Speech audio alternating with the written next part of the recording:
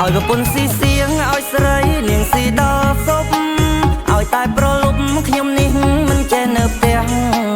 បាយលេបមិនចូលលេបចេញតែអួលព្រោះបាយឆ្នាំងចាស់បើបាយក្រៅផ្ទះសូមប្រាប់ត្រង់ចោះស៊ីមិនឲ្យចាញ់ជ្រូកបើនិយាយរឿងស្វឹងខ្ញុំតែងវងវែងមិនដឹងអីខ្លួនដេកលើដីស្រមៃដូចដេកលើពូកមនុស្សពីរបីនាក់មកដាក់មិនភ្ញាក់ថាឲ្យបានគុណជ្រូកមកឈ្មោះអូកឲ្យខ្ញុំភ័យរត់ភ្លុកទឹកភ្លុកដី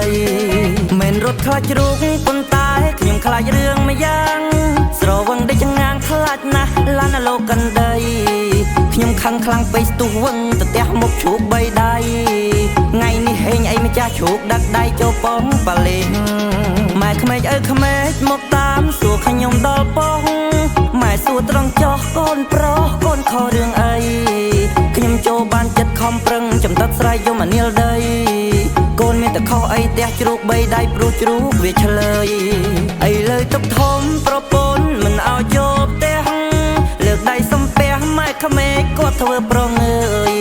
បងថ្លៃប្អូនថ្លៃធ្លាប់ផឹករាល់ថ្ងៃក៏គេកន្តាអើយអួយចប់បដ ாய் បងឈប់ខូចហើយណាម៉ែប្រពន្ធ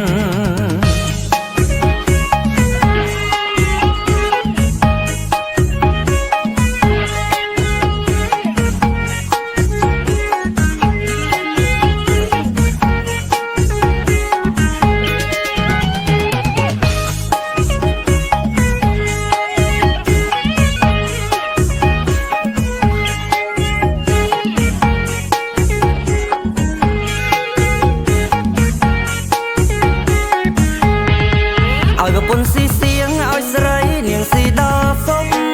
ឲ្យតែប្រលប់ខ្ញុំនេះមិនចេះនៅផ្ទះបាយលេបមិនចូលលេបចេញតែអួលព្រោះបាយឆ្នាំងចាស់បើបាយក្រៅផ្ទះសូមប្រាប់ត្រង់ចោះស៊ីមិនឲ្យចាញ់ជ្រូកបើនិយាយរឿងស្វឹងខ្ញុំតែងវងវែងមិនដឹងអីខ្លួនដេកលើដីស្រមៃដូចដេកលើពូកមនុស្សពីរបីនាក់មកដាក់មិនភ្ញាក់ថាឲ្យបានគុណជ្រូកមកឈ្មោះអូកឲ្យខ្ញុំភ័យរត់ភ្លុកទឹកភ្លុកដី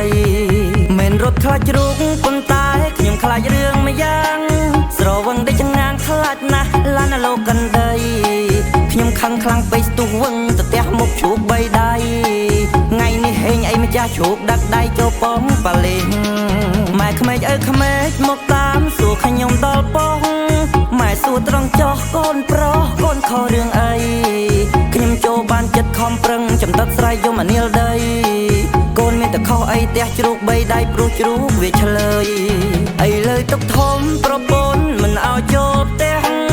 លើកដៃសំពះម៉ែក្មេកគាត់ធ្វើប្រងើយ